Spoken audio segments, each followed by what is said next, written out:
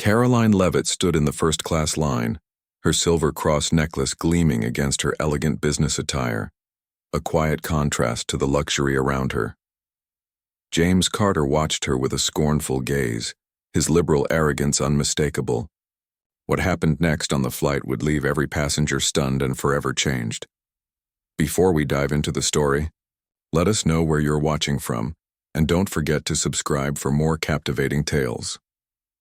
At the airport, Karoline stood poised, ready to board her flight to Tokyo. Dressed in a navy blazer and black pencil skirt, she exuded the professionalism of a White House press secretary. Around her neck, the Silver Cross, a gift from her mother engraved with her young son's name, shimmered under the airport lights, a quiet testament to her Catholic faith. She brushed her fingers over her phone, checking work notes, her expression calm amidst the bustling crowd. A few steps away, James Carter, a freelance journalist from San Francisco, scrolled through X on his iPhone. His trendy gray suit, titanium-framed glasses, and expensive laptop bag completed the image of a modern progressive. His eyes landed on a post. Karoline Leavitt defends Trump on Fox News again. He sneered. "These MAGA folks are so backward," he muttered, shaking his head. Then, as he looked up, his gaze caught on the silver cross gleaming on Karoline's neck. Unable to resist, he smirked and made a snide remark loud enough for her to hear. Didn't expect the White House press secretary to bring medieval relics into first class. A few people turned their heads, some curious, some annoyed. Karoline met his gaze, her expression steady. "I didn't expect people to still judge faith," she replied, her voice gentle yet firm. James hesitated, caught off guard by her calm response. As the plane took off, the low hum of the engines faded into the soft quiet of the first-class cabin. Cream leather seats, dim overhead lighting, and the faint scent of expensive cologne and perfume created an atmosphere of exclusivity. Karoline sat in seat 2A, gazing out the window. Her silver cross caught the glow of her phone screen as she set it down, her fingers brushing the necklace in quiet contemplation.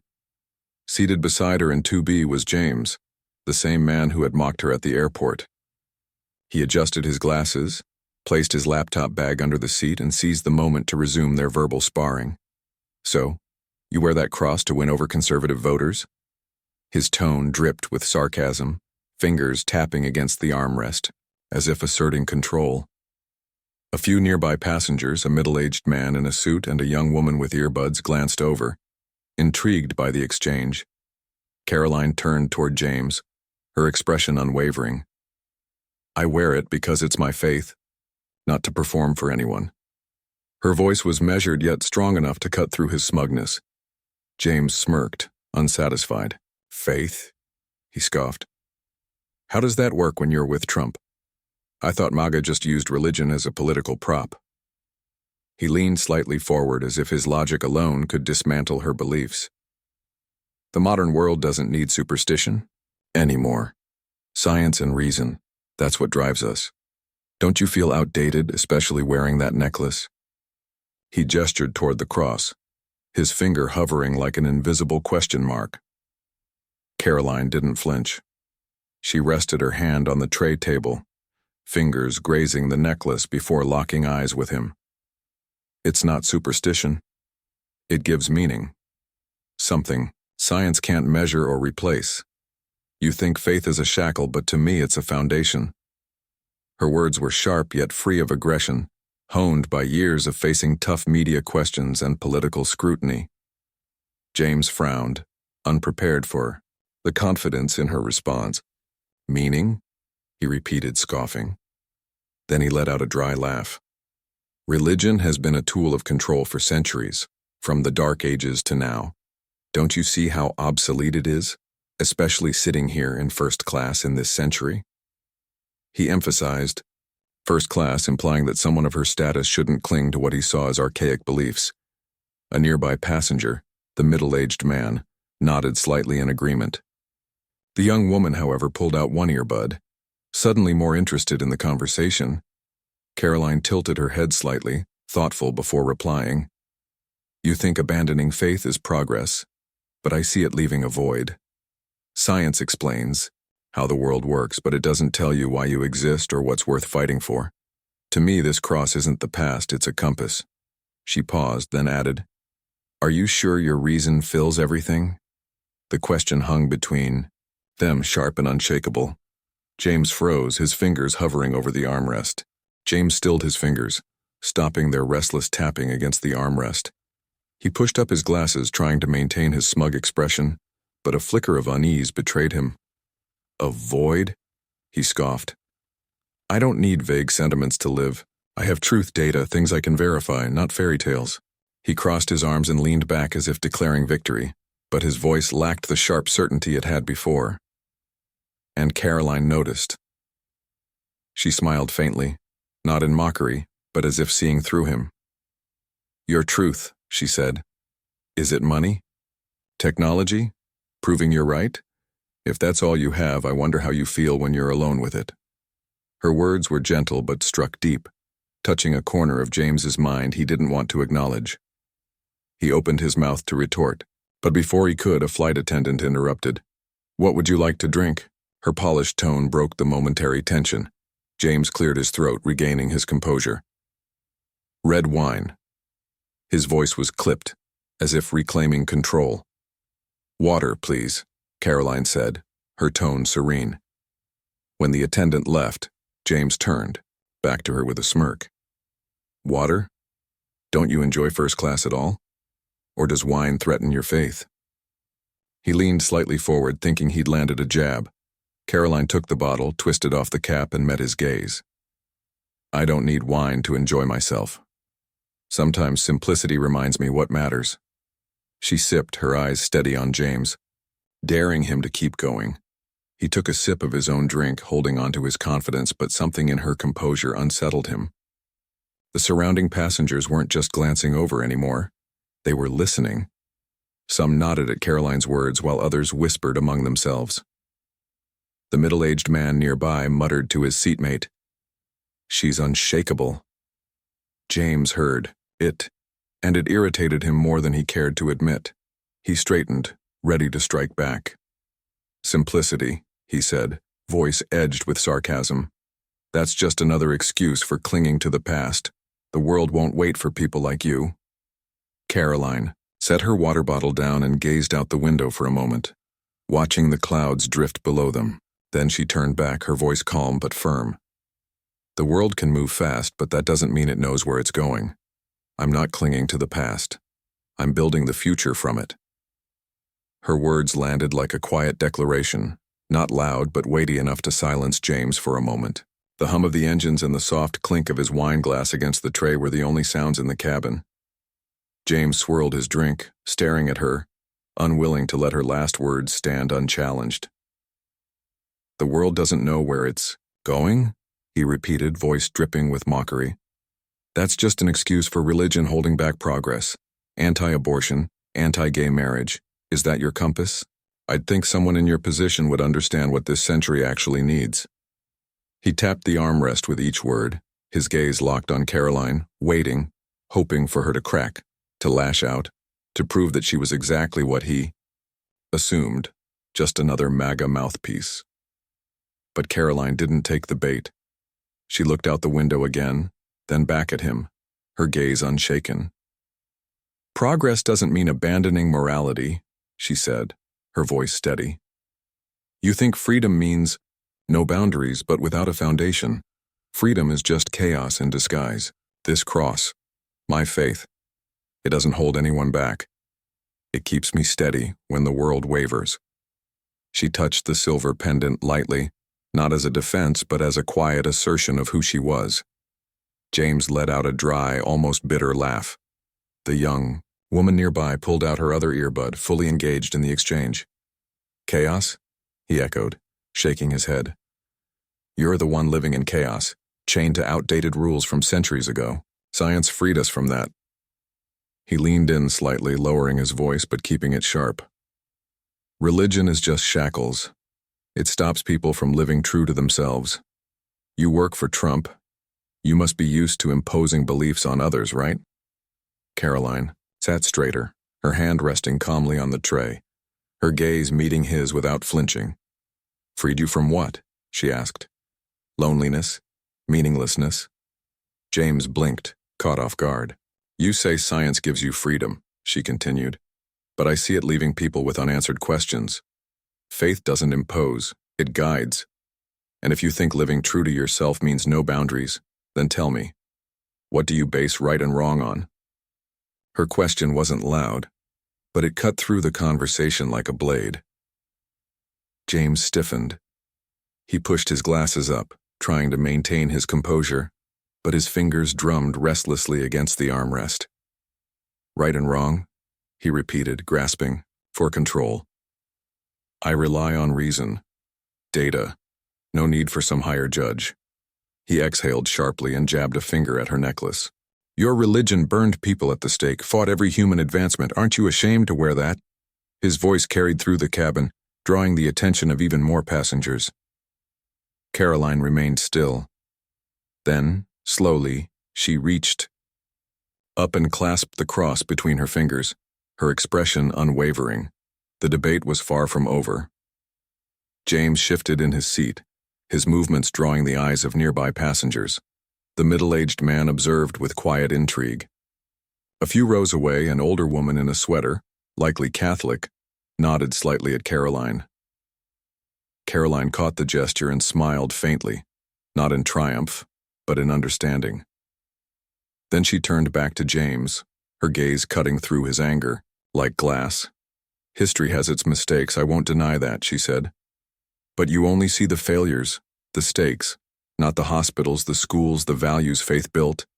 You think abandoning it makes you free, but tell me, does it actually free you, or does it just leave you emptier? She let the question settle in the space between them, then added, Got data to measure happiness? James froze, lips parting as if to answer, but no words came. He took another sip of wine, as if the taste could drown out whatever discomfort had risen inside him. For a moment, just a flicker, something surfaced, a memory. Sunday mornings as a child, sitting beside his mother in church. The warmth of her hand in his, the way the light streamed through the stained glass windows. He had let that part of himself go, traded it for reason, for logic. He shook it off. Happiness doesn't need that vague stuff, he muttered, gripping his glass. I live just fine with truth. No gods or crosses to comfort me. But his voice lacked its usual bite, and Karoline noticed. She tilted her head, her expression tinged with something unexpected, not mockery, but pity. Your truth, she mused. A busy job? A fancy apartment?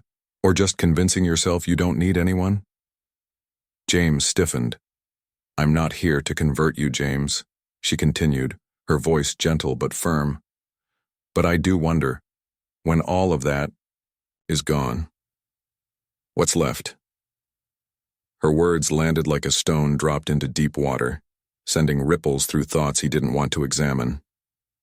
Just then, the plane jolted with a brief tremor of turbulence. James's wine glass slid slightly on the tray, and he instinctively reached for it, his fingers tightening around the stem. His eyes flickered with something. Discomfort, maybe. You don't know me, he snapped. But his earlier confidence had faded. I don't need faith to live. I manage myself. His gaze turned toward the window as if the endless sky outside could ground him. But his reflection in the glass showed something else. Unease. Meanwhile, Karoline remained still. One hand rested on her cross as if drawing quiet strength from it. The surrounding passengers were no longer just eavesdropping. They were invested. The middle-aged man murmured to his neighbor, She's sharp. The older woman whispered, Faith isn't easily shaken. The young woman with the earbuds still held them but didn't put them back in. She was listening now. James felt the weight of their attention, and it grated on him. He took another sip of wine, feigning indifference, but Karoline's question echoed in his mind. When all of that is gone, what's left? He exhaled sharply, shaking off the unease, and turned back to her, his voice lower but still defiant. Your religion won't save the world, it just divides us. Look at America now. You and Trump are proof. He smirked, thinking he had landed a blow. All this talk about faith. But what's the reality? His voice turned sharp, laced with sarcasm. You work for Trump, who wouldn't step into a church unless cameras were rolling. That cross. His eyes flicked to the silver pendant around her neck. Just a prop, right? A little stunt to polish your young conservative mom image? Nearby passengers subtly turned, waiting for her response. The middle-aged man and the older woman leaned in slightly, curiosity flickering across their faces. Karoline didn't react immediately. She placed her hand on the tray table, thoughtful for a moment. Then she lifted the cross slightly, letting the cabin light catch the delicate engraving on the back. Her son's name. "This isn't a prop," she said, her voice steady, carrying a quiet weight that filled the space between them. "It was a gift from my mother when my son was born. It reminds me of family, of why I fight every day. Not for image, not for politics, but for what I believe is right." Her words weren't loud, but something about them made the moment pause. James let out a dry laugh. It was meant to sound dismissive, but it lacked its earlier confidence. "Touching," he said, swirling his wine. "A little family story to soften. Up the MAGA crowd, huh?" His tone was mocking, but there was something forced about it now. "But let's be real, Karoline. The world doesn't run on sentiment. You're sitting here in first class working for one of the most controversial men in politics. Don't tell me that's faith guiding you." He leaned back, arms crossed, watching her carefully, waiting for her to slip, to contradict herself, to show that she was just like every other politician he'd ever interviewed. Karoline didn't waver.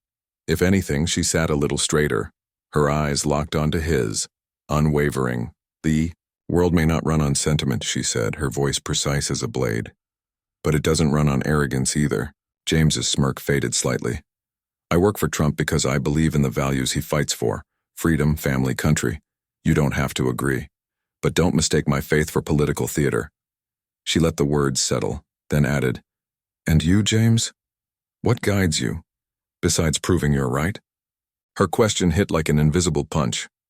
James stilled. His fingers tapped rapidly on the armrest, too rapidly. He pushed up his glasses, a subtle tick betraying his discomfort. "I don't need a guide," he snapped, the words coming out sharper than he intended. "I live by truth, not touching stories, not gods above. You think that necklace makes you special?" His voice rose slightly, frustration creeping in. "It's just a symbol of a backward past you refuse to let go of." He jabbed a finger toward the cross, but this time something was different. It wasn't just anger anymore, it was something else, something deeper. And Karoline saw it. The debate wasn't over. But James Carter was no longer as sure of his footing as he had been when the plane took off. The young woman nearby finally set her earbuds aside, fully drawn into the exchange. Karoline noticed but kept her focus on James, offering a faint smile, not mocking but as if she saw right through his anger. "It doesn't make me special," she said, her voice calm. "It reminds me of responsibility, to my son, to those who trust me. You call it backward. I call it a foundation." She tilted her head slightly, her gaze tinged with something unsettling. Pity. "What do you lean on, James, when everything falls apart?" James froze. His fingers, which had been restlessly tapping the armrest, stilled. A memory surfaced, one he didn't want. A lonely night in his upscale San Francisco apartment, when work had crumbled and the only thing left was expensive liquor and the silence of an empty space. He shoved it down. "Shh." His voice came out stiff, forced. "I don't need to lean on anything. I stand on my own. No mom, no cross, no crutch." But there was the faintest tremor in his words. And Karoline noticed. She studied him, unwavering. "Stand on your own?" she echoed. "Then why are you trying so hard to prove it? To me, a stranger on a flight?" James stiffened. "I'm not here to judge you," she continued, voice steady but firm. "But if there's nothing bigger than yourself, what are you even fighting for?" The words landed like a stone in still water, rippling through places James didn't want to explore. The plane's engines hummed louder, filling the silence between them. Around them, The first-class passengers no longer pretended to ignore the conversation. The middle-aged man whispered to his neighbor, "She doesn't just talk, she lives it." The older woman, still clutching her necklace, gave an approving nod. The young woman, now fully invested, shot James an irritated look, as if he had crossed a line he shouldn't have. James felt the weight of their attention, and it grated on him.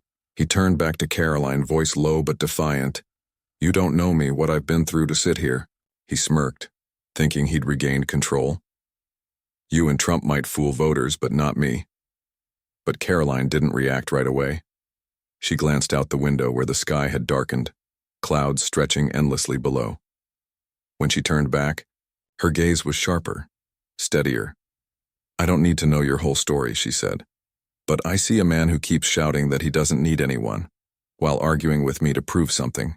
She leaned in slightly, voice unwavering. "I'm not fooling anyone, James. I live true to what I believe. What about you?" The question landed like a punch. James sat there, his grip tightening around his wine glass. Her words echoed in his mind, circling places he didn't want to acknowledge. "I live true to what I believe. What about you?" The plane trembled slightly with turbulence. The glass on his tray rattled, a few red drops sloshing over the rim, like a reflection of the unrest within him. Beside him, Karoline remained perfectly still. Her hand brushed the silver cross at her neck, the very symbol he had mocked. But now something about it unsettled him, not because of what it was, but because of how steady it made her. The air between them was taut, stretched like a drawn bowstring. The middle-aged man, the older woman, the young woman, everyone around them seemed to hold their breath, waiting for his response. But before he could speak, a voice cut through the tension. "Miss Leavitt." A flight attendant in a crisp Navy uniform approached, her professional smile unreadable. "President Trump just called from Air Force One." Her voice carried through the cabin, clear and deliberate. "He confirmed the Tokyo schedule and wants you to emphasize religious freedom in your upcoming speech. He sends his regards." The attendant gave a polite nod before walking away. But the moment she left, a ripple of murmurs spread through first class. James blinked, momentarily stunned. He had recognized Karoline at the airport. He knew she was Trump's press secretary. But hearing it like this, watching how effortlessly power flowed through that simple exchange, hit differently. The cross he had mocked wasn't just personal. It wasn't just some sentimental family keepsake. It was tied to national policy, to a president shaping global decisions from 30,000 feet on Air Force One. James turned to Karoline, mouth slightly open, but for once, no words came. She didn't gloat, she didn't smirk. She simply gave the attendant a faint, professional smile, then turned back to him. "You see," she said, her voice calm but weighted with meaning. "Faith isn't just my thing. It's bigger than me. You may not agree, but it's not as outdated as you think." She touched the cross lightly. The overhead light caught the tiny engraving, her son's name, a quiet, steady affirmation. Around them, the passengers no longer hid their focus. The middle-aged man whispered to his neighbor, "She's not just talking, she's shaping how Trump faces the world." The older woman nodded again, touching her own necklace, her eyes gleaming with pride. The young woman, her earbuds long forgotten, murmured to her companion, "She just shut him down." The murmurs spread, and James felt the shift. Not admiration for him, but approval for her. He took another sip of wine, trying to steady himself, but his hand shook slightly. "I didn't expect it to be that serious," he muttered, more to himself than to her. Karoline said nothing. She didn't need to. The turbulence had passed, but inside James Carter, the storm had just begun. James stared at the cross, not mocking this time, but as if trying to grasp something just out of reach. "You really think that changes anything?" His voice was quieter now, missing its earlier bite. "A speech in Tokyo?" He tried to hold on to his smugness, but it was slipping. His confidence had crumbled, replaced by something he couldn't quite hide: uncertainty. Karoline sat straighter, locking eyes with him. "It's not about one speech," she said, her voice steady, certain. "It's about standing for what you believe in, even when others mock it." James scoffed, but it was weaker this time. "You think faith is weak?" Karoline continued. "But I see it as stronger than any truth you claim to stand on." She paused, then added, "Tell me, James, have you ever stood for something bigger than yourself?" Her question was an arrow, not loud but precise, piercing the last layer of his pride.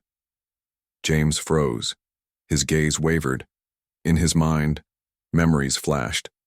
Press, conferences where he had torn into Trump, his words cheered by crowds. But then lonely nights in his upscale San Francisco apartment, when the applause had faded, when money and success hadn't filled the void. He opened his mouth to retort, but the murmurs of the passengers cut in. "She's right," the middle-aged man said, louder this time. "Religious freedom isn't a joke." The older woman nodded. "I'm proud there are still young people like her." Their words pressed down on James, making the first-class cabin feel suddenly smaller, as if the walls were closing in. His fingers clenched around his glass. "I don't need to stand for anything," he snapped, trying to claw back his edge. "I live by truth, not vague comforts." He pointed at the passengers, voice rising, but there was a tremor in it now, undeniable. "You and Trump might fool them, but not me." He took another sip of wine, but the glass was nearly empty, as if it were the last thing keeping him steady. Karoline studied him, her gaze tinged with something that unsettled him. Not judgment, not triumph. Pity. "I'm not here to fool anyone," she said gently but firmly. "I'm here to speak my truth. You don't have to believe it, but don't mistake my faith for weakness." She leaned in slightly, voice unwavering. "And if you think your truth is enough to live by, I just hope it doesn't abandon you when you need it most." Her words landed like a stone dropped into a lake, sending ripples through James's mind. The plane jolted slightly from turbulence, the seatbelt sign flickering on, but no one in the cabin noticed. All eyes were on them. The young woman whispered to her friend, "He just lost. Big." The middle-aged man nodded. "She's not just a press secretary, she's a warrior." James heard them, and for the first time he felt small in a space he had once prided himself on belonging to. He looked at the cross again, not as an object to scoff at, but as if staring at something far stronger than himself.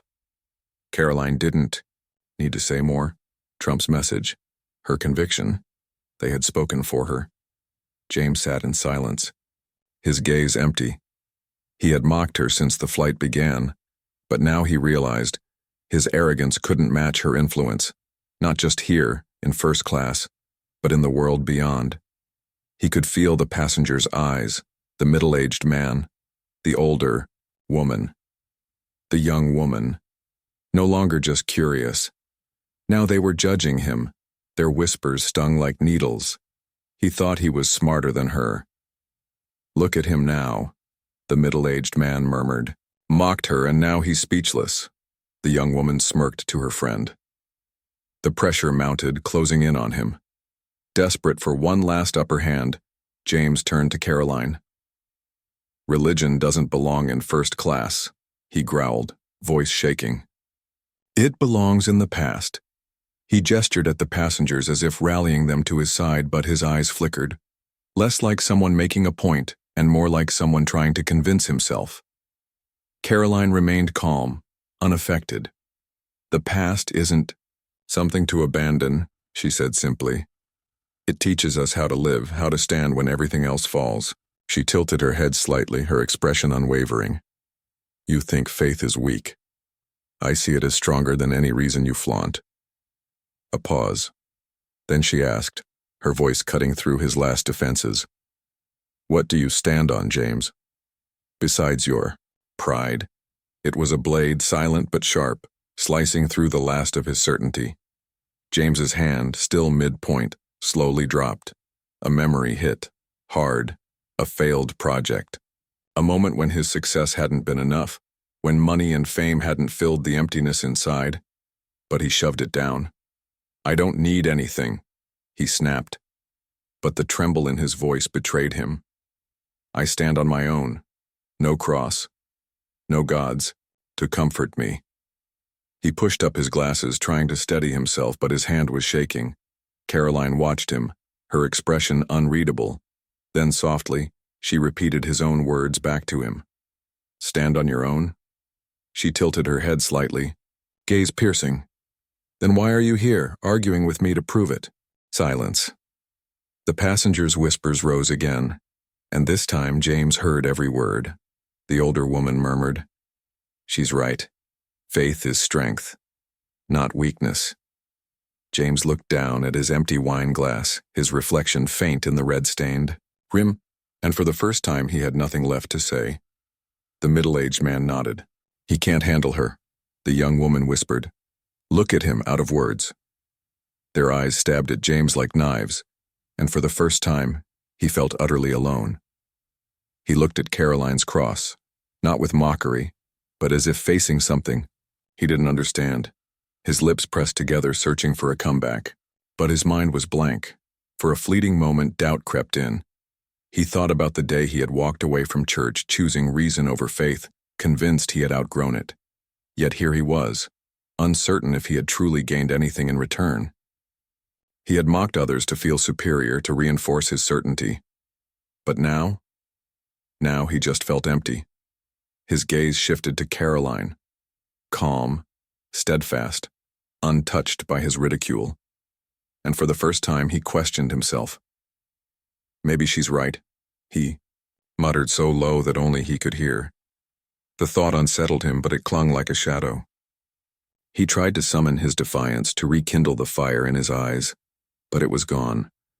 He turned to the window, where the sky stretched out, pitch black against the horizon, an escape from Karoline's gaze, from the weight of the passengers' stares. But he couldn't escape himself. Her words echoed in his mind, relentless. What do you live for if there's nothing bigger than you? And he had no answer. Karoline watched him, not with judgment, but with quiet patience. I'm not here to beat you, she said softly. I'm here to live true to what I believe. If you're unshaken, good for you. But I hope you find something worth living for. Her words weren't a challenge. They were an outstretched hand, not to pull him down, but to offer a way forward. But James wasn't ready to take it. The whispers had stopped. The passengers weren't jeering or mocking him anymore. They were simply watching. And in their eyes, he wasn't a villain or an opponent, just a man who had lost a battle he had started himself. James had always prided himself on control, of a room, of a debate, of himself. But now, sitting in the first-class cabin, he felt completely unmoored, not just by Karoline, but by his own uncertainty. His eyes flickered back to the cross on her neck, and for the first time, he wasn't just looking at a symbol. He was facing a question. Who was he really, when he had nothing left to boast about? The plane steadied after the turbulence, the hum of the engines blending into the hush of the cabin. The overhead lights illuminated the silver cross on Karoline Leavitt's neck as she gazed out the window, her expression serene against the vast night sky. Beside her, James Carter sat motionless, staring at the tray in front of him. The weight of the passenger's attention still lingered, not as ridicule, but as something worse. Disappointment. As if he had trapped himself in the very argument he had created. The fastened seatbelt sign lit up as the plane began its descent. The journey was ending, but James felt like something inside him had only just begun unraveling. He turned to Karoline, his eyes no longer sharp with defiance, but tinged with something else, unease, doubt. He cleared his throat, breaking the silence. I was wrong to mock you, he admitted, his voice low but clear. You really believe in it, don't you? The words weren't smooth, weren't calculated, but for the first time, they carried something real. Karoline turned to him, her expression unreadable at first, then softened by the faintest smile, not to mock, but as an acknowledgement. I do, she said, her voice gentle yet firm, and I live for it. You don't have to agree with me, James, but at least respect it. She reached into her bag, pulling out a business card. On the back, in neat handwriting, was a simple verse, "Love your enemies." She handed it to him, her fingers brushing the cross as if in silent affirmation. James took the card, his fingers trembling slightly as they touched the paper. He read the words, then looked at her. "Respect?" he murmured, as if questioning himself more than her. He held the card, not tucking it away, not discarding it, but as if weighing something unseen. In his mind, the words he had thrown at her echoed. Medieval relic. Political prop. And yet now they felt small. Petty. He glanced at the cross again, no longer seeing it as an outdated symbol but as part of Karoline herself. A woman who lived by what she believed. Something he had never done. James swallowed. "I was wrong," he said again, his voice quieter this time, almost like a confession. "Not because you work for Trump, not because of that cross, but because I was arrogant." His gaze fell to the card. "I thought I understood everything." He exhaled, the weight of the admission settling over him. "But I didn't understand you." His voice held no bitterness, no defensiveness, just honesty. "I tried to prove I was right." He looked back up at her, something raw flickering behind his eyes. "But now, I don't even know what I'm fighting for anymore." The words hung between them, fragile but real. Karoline studied him, her eyes softening. "I'm not here to force you to change," she said simply. "But if you see you were wrong, maybe it's a chance to find something worth living for." She paused, then added, "Sometimes, what we seek most is what we lack in our hearts." A beat of silence. Then she looked at him, her voice quiet but steady. "I hope you find it, James. Not for me." Her gaze held his. "For you." Karoline's hand had not been extended to pull James toward her beliefs, but to let him walk his own path. James nodded slowly, his eyes still fixed on the card. The words "love your enemies" felt less like a command and more like a question, one he couldn't yet answer but also couldn't dismiss. He thought back to the years he had abandoned church, choosing reason as his guide. But had that truly brought meaning? His gaze lifted to Karoline, calm, resolute. For the first time he felt a flicker of admiration, not for her status, not for her political ties, but for the simple fact that she lived by what she believed. Something he had never dared to do. The whispers around them faded. The middle-aged man murmured to his neighbor. He finally gave in. The older woman smiled. She taught him a lesson. The young woman turned to her friend. "I didn't expect him to apologize. She's really strong." Their looks shifted, from judgment to quiet approval for Karoline, and for James. Something, almost like sympathy. James heard them, but this time he wasn't irritated, because he knew they were right. The plane touched down, wheels screeching against the runway. The journey was over. James turned to Karoline one last time. His voice was softer now, but clear. "Thanks." She studied him, waiting. He swallowed, gripping the card tightly. "Not because I agree with you," he admitted, "but because you made me think." He hesitated, then held up the card slightly. "I'll keep this." There was no grand revelation in his voice, no sudden transformation, but a start. Karoline nodded, her gaze warm. "Good," she said simply. "Find something worth living for, James. That's all I hope for." She stood, adjusting her navy blazer, the silver cross on her neck catching the cabin lights one last time. She grabbed her bag, then turned, pausing briefly before stepping into the aisle. Outside, Trump's team waited. Men in black suits, standing stiff with professionalism, nodded respectfully as she stepped off the plane. She nodded back, confident but never arrogant, and then she was gone. James remained in seat 2B, still gripping the card. The words, "love your enemies," lingered in his mind, an unanswered question he couldn't shake. He turned to the window where the airport lights flickered against the glass, casting distorted reflections. Maybe she's right, he muttered so quietly it was barely more than a thought. Not everything's just appearances. There was no one left to argue with, no audience to impress, just him. The surrounding passengers began gathering their belongings, but every so often their eyes flicked toward James, not with ridicule, but with something different, recognition. The middle-aged man leaned toward his neighbor. "She left a mark, didn't she?" The older woman smiled knowingly. "Faith always wins if you listen." James heard them, and this time he didn't resist. He slipped the card into his pocket, his fingers brushing against it, a reminder of something deeper than debate.